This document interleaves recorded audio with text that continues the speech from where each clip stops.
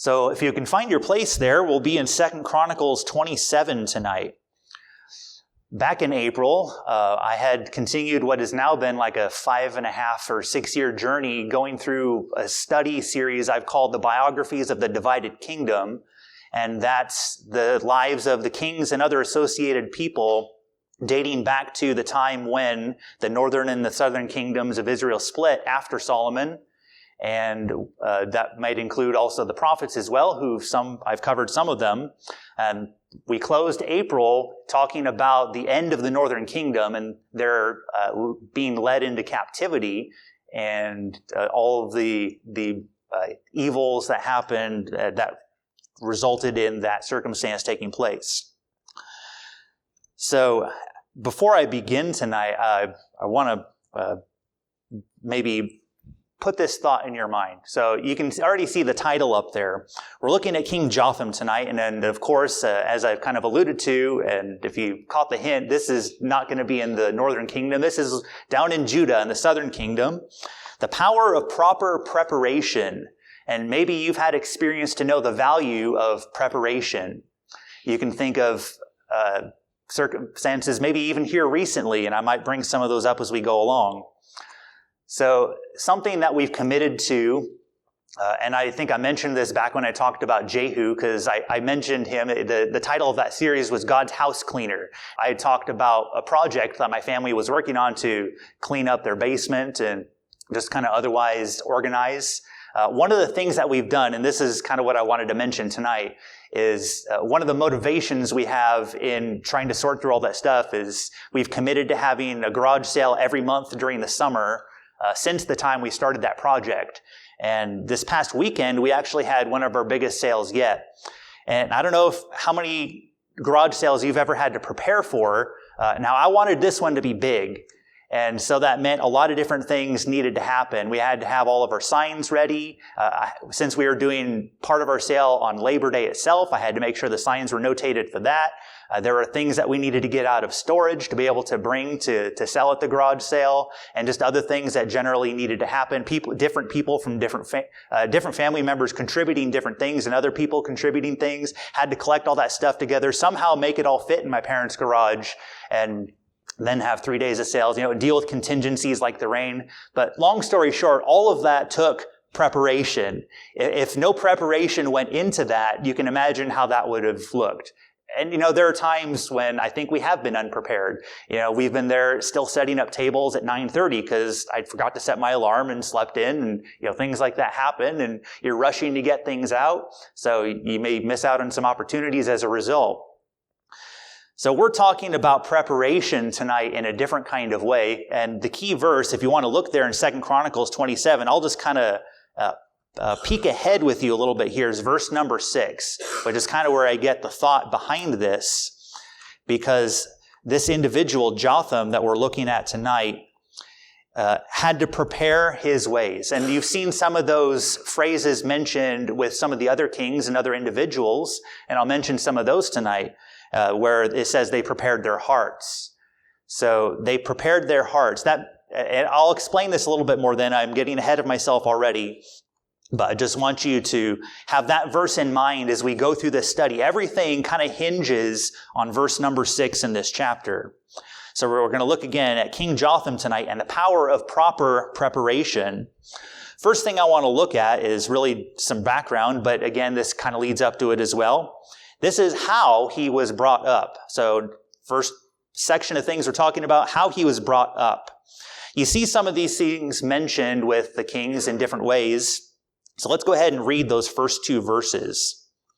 Chapter 27, it says, Jotham was 25 years old when he began to reign, and he reigned 16 years in Jerusalem. His mother's name also was Jerusha, the daughter of Zadok. And he did that which was right in the sight of the Lord, according to all that his father Uzziah did. Howbeit he entered not into the temple of the Lord, and the people did yet corruptly. We'll cover those 2 verses as we look at this first section here. And parallel passages that we'll be looking at here are in 2 Kings chapter 15, so you might want to have a finger there to look at a couple verses. We'll be looking primarily at chapter 27 in 2 Chronicles here, because that spells everything out the most clearly. There's fewer things mentioned there, but there are some special things mentioned in 2 Kings 15 that we'll look at that aren't found in this chapter. So we see how old he was. He was 25 years old, and for 16 years he reigned. And actually part of that, if you go back to King Uzziah, you could peek back at chapter 26, verse number 21. Uzziah, because of some bad decisions he made in his pride, decided he wanted to do what God had not appointed him to do, and so God struck him with leprosy. And he essentially lost his ability to be able to rule the kingdom. And so it says at the end of chapter 26, verse 21, that Jotham basically then had to take over for him. So most commentaries I looked at seem to indicate that there was that overlap of years that this 16 years contributes to, where he was what some call a co-regent. You had basically two kings ruling together at the same time, although Uzziah was kind of more behind the scenes because, as the verses say there, he had to go into isolation basically because of his leprosy. And so Jotham effectively had been ruling even at the end of Uzziah's reign there. So we have mention also of his mother. An interesting note here, it says that his mother was the daughter of Zadok. You might have seen that name pop up before if you've read through accounts of the kings, going all the way back to King David. And some commentaries I looked at tied this back to that Zadok, that this is part of the lineage of that priest Zadok that was around during the time of David. I'm not sure I can fully prove that, but again, that's a possible connection that could be made with that. As with many of these other names, you have, even with some of the kings, you've had some of them that have had the same name. So it's very possible that there was another Zadok also that this mother could have been the daughter of. So just want to mention that for the sake of clarity.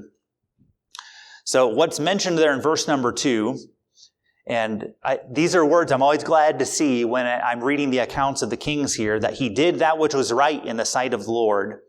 And there's a specific note attached to that which says that it's according to all that his father Uzziah did. So then that begs the question, what did Uzziah do?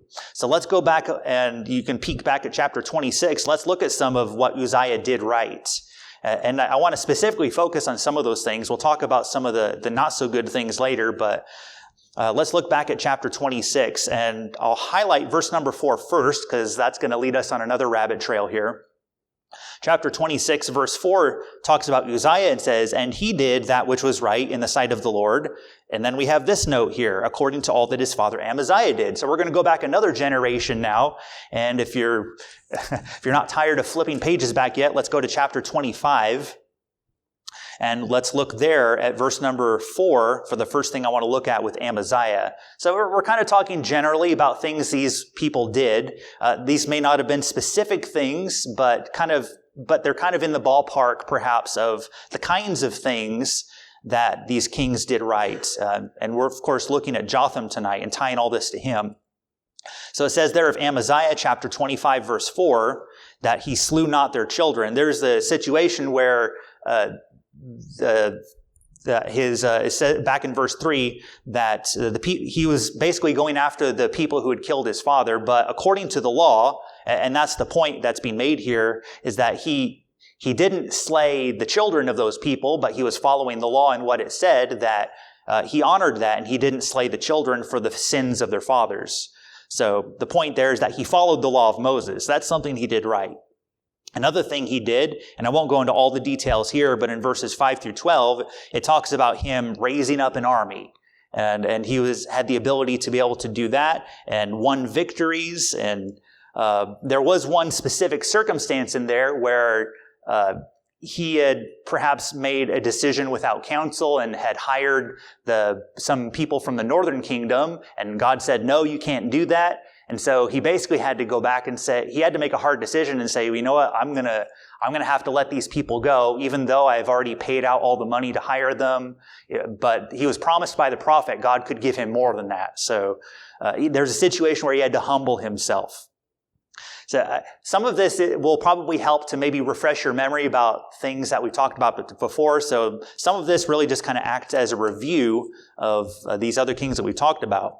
So those things about Amaziah. So let's go back to Uzziah now, since we've tied together the primary things that we needed to look at for Amaziah. Let's look at chapter 26, verse 2. And this is Uzziah. It says, he built Eloth and restored it to Judah. So he recovered lost territory. That's one thing that Uzziah was able to do during his reign. He was able to restore lost territory. Verse number 5, in chapter 26. And this is a verse that basically prompted my whole idea for the mini-series that I did with him, where it says that he sought God in the days of Zechariah. And at the end of that verse, it says, and as long as he sought the Lord, God made him to prosper.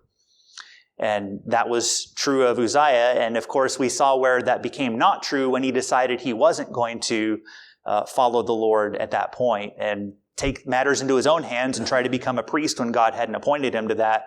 And there was the leprosy that happened.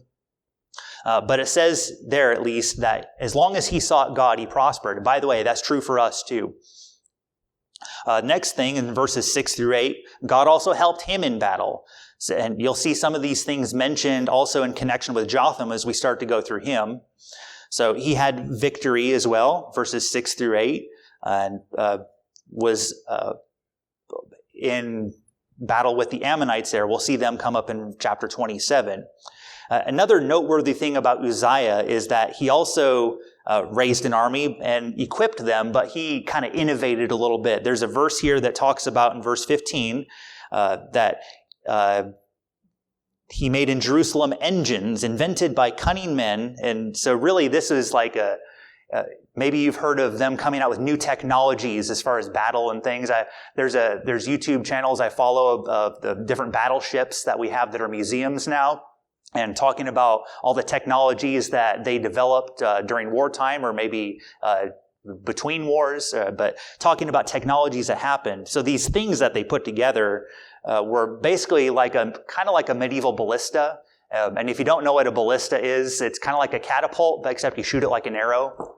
So he devised something like that. And this is going all the way back to 700-800 BC. So well before the medieval times. So all of these things, talking about things that they were successful in, that they prospered in, that God blessed them in, things that they did right in the sight of the Lord, as we borrow the phrase from that.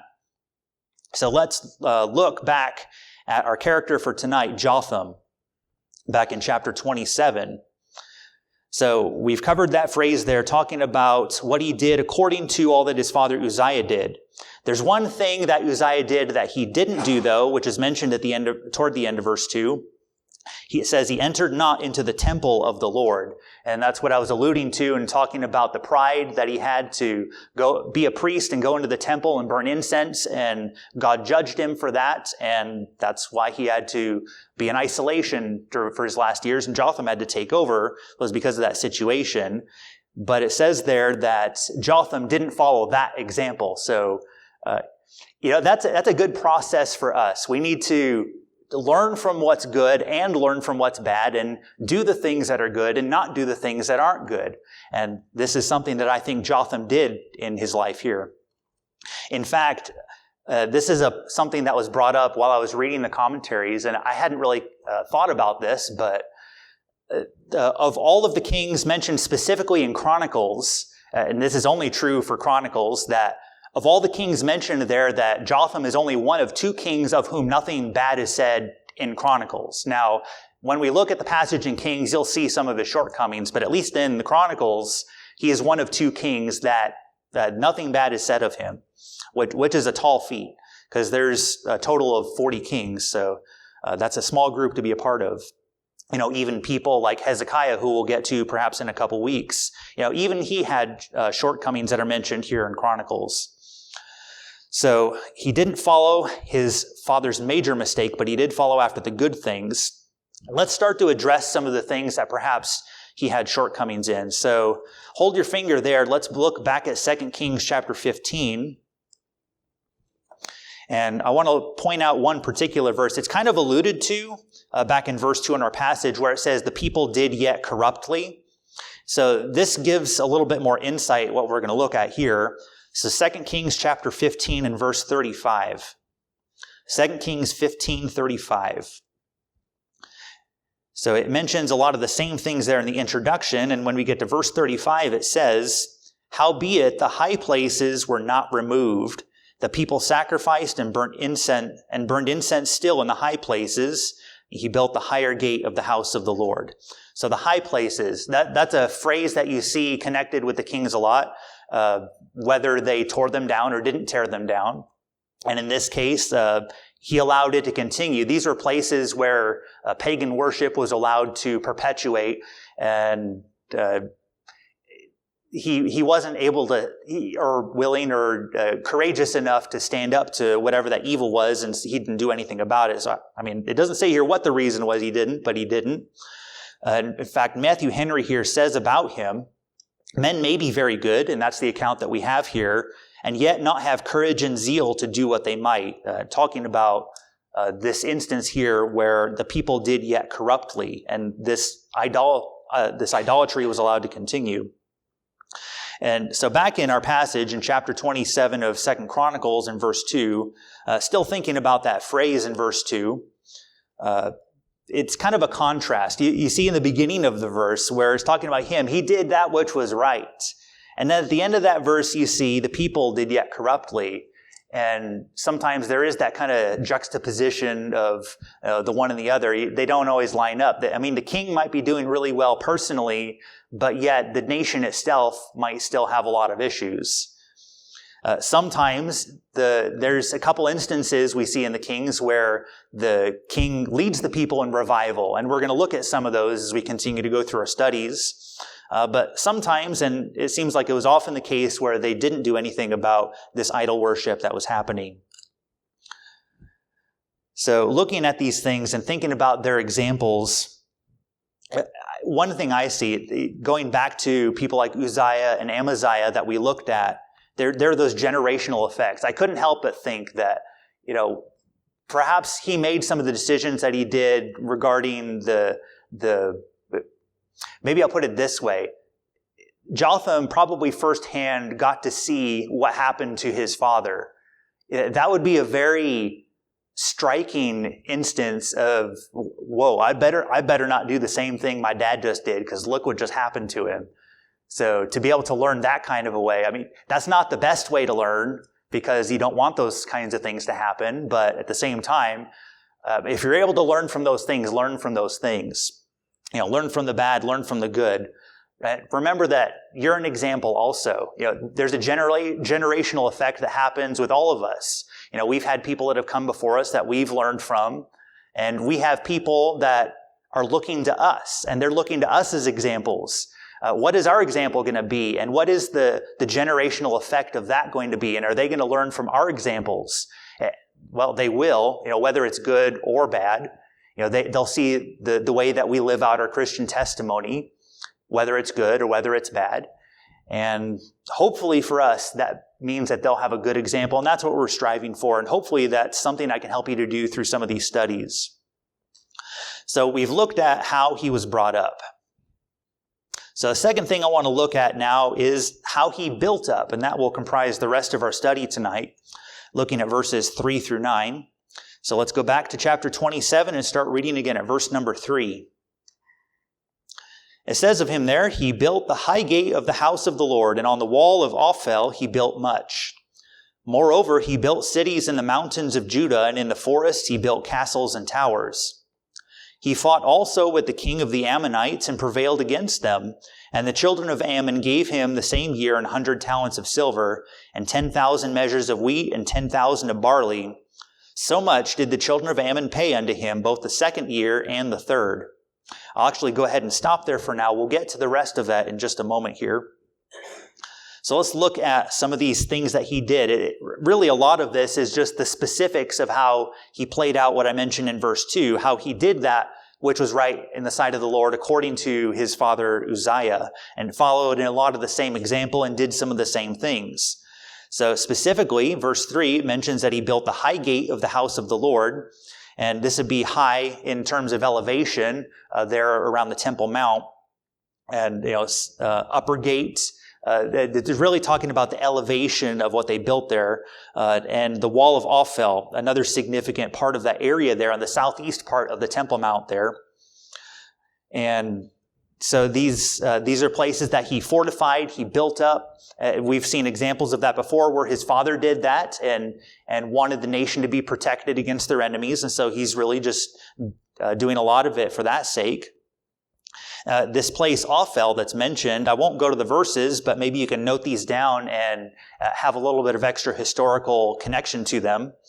There's going to be a king that we look at after Hezekiah, his son Manasseh. Manasseh, by the way, wasn't a good king, but he did humble himself. And after that point in time, this area was restored again. So it's going to fall into disrepair again, and they're going to have to do something with it. And then, of course, after the southern kingdom goes into captivity, there's going to be another time when all of that's broken down, and you find in Nehemiah chapter 3, verse 26, where that's going to be built up again. I don't know if I mentioned the other reference. That was 2 Chronicles 33:14 with Manasseh there. 2 Chronicles 33:14 and Nehemiah 3:26. So other places where that place is mentioned. And it was interesting to me that those other places where it's mentioned is the same thing happening, where those places are being built up again. It says there that he also built cities in the mountains and castles and towers. So again, just fortifications to help protect against their enemies. And it also mentions in verse 5 there, just as his father Uzziah had success against the Ammonites, he also had success against them. It says that he prevailed against them and then essentially put them to tribute. And these amounts here. Now, we probably don't relate to the same measurements that we see here in verse 5. Maybe I could give you a little bit of an analog as far as how you might be able to picture some of these numbers. So it says there 100 talents of silver. So it said that would be approximately 3¼ tons of silver. How many of you have 3¼ tons of silver sitting around? Yeah. You want it. You probably want some, even just a little bit of that, right? Well, maybe. But there's responsibility that comes with it. And actually, as we go through some of this, we'll see how some of the kings mishandled some of this. So they receive that. And by the way, this is once a year they get this. Imagine having that on your bankroll. So then also you have the 10,000 measures of wheat and barley, which equates roughly to about 62,000 bushels. Now, how many of you know what a bushel is? What the measure of a bushel is? So my understanding, based on what I looked at, it's about 8 gallons. So if you multiply those numbers together, it's 496,000 gallons of each of these things. Now they sell those 5-gallon buckets at Home Depot, right? How many of those 5-gallon buckets would that be if you carried each one of those that had wheat and barley? That's what they're getting every year for this tribute that they're receiving. So just to maybe give you some perspective about that. By the way, I should mention here, one of the commentaries that I said, connecting this with the fact that he's doing that which is right in the sight of the Lord and God's blessing him, is saying that these actions of his, where he's choosing to follow the Lord, increased their security and wealth. So all these fortifications, all of this tribute that they're getting, ties back to the fact that he's doing that which was right in the sight of the Lord and God is blessing him. And we'll connect more of those pieces together as we look later on in our passage here. Something else I want to note, and if you peek ahead at verse 7, we're not quite there yet, but it talks about his other wars that he fought. Back in 2 Kings chapter 15, it talks about some of the situations that he had with Syria and with the northern kingdom, who during that time, at this point in time, the northern kingdom is still around. I actually went back a little bit in history to start covering Jotham here tonight. So they're harassing him. That would be King Pekah. He was part of that group of the conspirators where there's that long chain of people who are out for each other. And so there is talking about some of those wars that he had with those people. So let's find out what the secret was to all of this success. And I've already pointed you to this verse earlier. So let's go ahead and finish the chapter now as we look starting at verse number 6 in chapter 27. So Jotham became mighty because he prepared his ways before the Lord his God. Now the rest of the acts of Jotham and all his wars and his ways, lo, they are written in the book of the kings of Israel and Judah. He was 25 years old when he began to reign, and reigned 16 years in Jerusalem. And Jotham slept with his fathers, and they buried him in the city of David, and Ahaz his son reigned in his stead. So those last 3 verses there really are just a very common epilogue that you'll see on a lot of the kings, just kind of closing things up.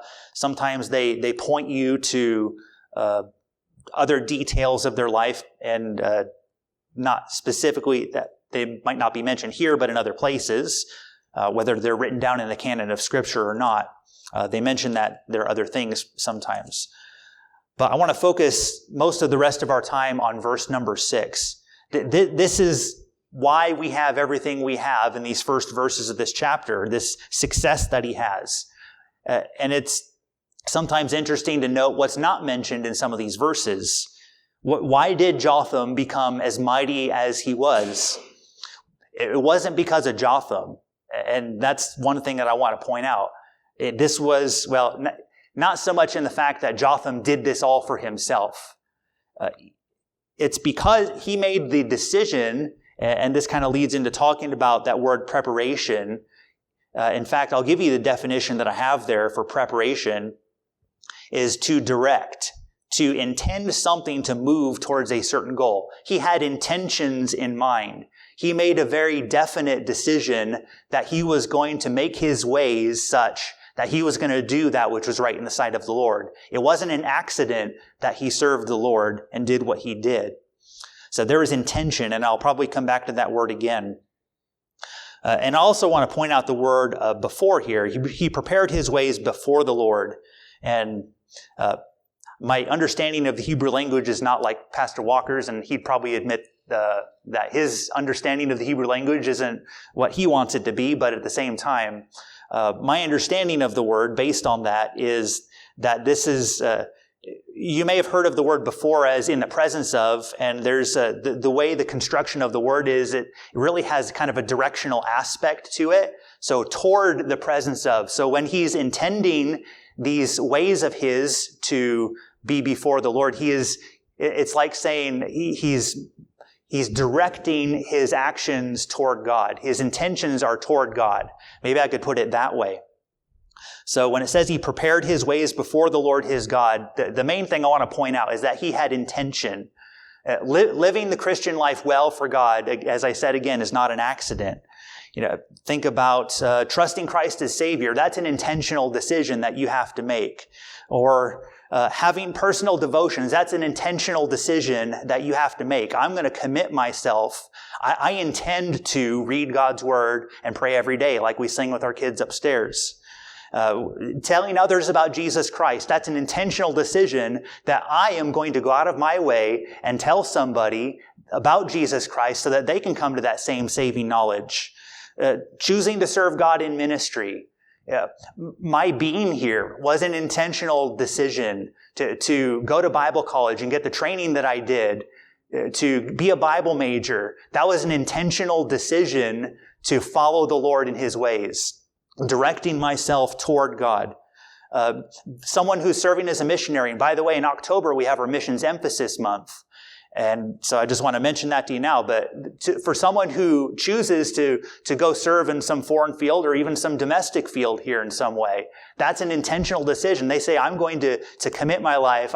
Like the song we sing, I have decided, that's an intentional decision, to follow Jesus. No turning back. Doing any great work for God is an intentional decision that you make for Him. It reminds me of even just this past week. I talk about preparing for the garage sale. That's just some carnal, temporal thing. But the carnival that we had last Thursday, that wasn't just something that just happened just as, it didn't just poof out of the air. We had meetings at the end of last year saying, hey, we want to do something like this. We had intention to be able to do something as a work for God. And so we had different planning meetings that we had. We had different things that had to be acquired, different people that we had to talk to. We had to make preparations to be able to do that so that we could have a successful carnival and have all of our different ministries involved that were involved with that, and reaching out to people to say, hey, can you help with this? Can you help with this? The people who set up and tear down, all of that took preparation. It took an intention on the part of the people that helped to do those things. And by the way, I just want to say thank you to everyone who did that. I know I was part of that, but at the same time, without many hands, it would have been a lot heavier work. I'll kind of turn that phrase around a little bit. So thank you for your help with that. As we come to a close, I want to think about some other people of whom these words are said. You can thumb through and look at some of these verses as well. I'll try to lead you in order here so that you don't have to turn as far at a time. But 2 Chronicles 19, verse number 3. This is someone that I covered a while ago, King Jehoshaphat. And by the way, even though it's said of these kings that they did that which was right in the sight of the Lord, as you probably know, they're definitely not perfect people, and that was certainly the case with Jehoshaphat. But there is this said of him of the Lord. 2 Chronicles 19, verse 3. He says there, nevertheless, there are good things found in thee, that in that thou hast taken away the groves out of the land. So actually, he was one of the ones who tore down the high places. And, this is the phrase I want to look at, and hast prepared thine heart to seek God. An intentional decision to say, I am going to follow after God. It's not just going to be in my head. It's going to be, the decision is going to be something that comes from the Holy Spirit within me to want to serve God and follow him. So turn back a little bit more. I have a negative example to kind of mix into this. 2 Chronicles 12, verse number 14. We're talking here about King Rehoboam. And by the way, this is where the kingdom split happens in the first place. And why did it happen? 2 Chronicles 12:14. And he did evil because he prepared not his heart to seek the Lord. Do you see what happens when you don't make the intentional decision to serve the Lord, to follow after him? And in his case here, it led to the split of the entire kingdom and all the consequences that happened as a result of that. We'll finish with a positive example here. If you'll turn ahead to Ezra, chapter 7, verse number 10. This is a verse that has actually been covered multiple times in multiple places, and I think Melissa knows because she was the one that, during this meeting I'm thinking of, actually read that verse. It's come up in Pastor Walker's hermeneutics class, where he's talking about he's talking about his 7 pillars of biblical interpretation, and the first of those is that you need to prepare your heart. So let me make sure I get to Ezra here, and let's all look at those words together. Ezra chapter 7, verse number 10. And it says there, for Ezra had prepared his heart to seek the law of the Lord, and to do it, and to teach in Israel statutes and judgments. All of what happened at the end of that verse that we just looked at happened because of what happened at the beginning of that verse. Ezra prepared his heart to seek the law of the Lord. And so then that led to doing it. That led to teaching Israel about it. And so hopefully that's something that we can acquire as well. Have we been ones who have prepared our ways before the Lord, like Jotham here tonight, and like these others that we've just mentioned? Have we made intentional decisions to live for God in our daily life? And are we willing to set the kind of example that will help others to prepare their way as well?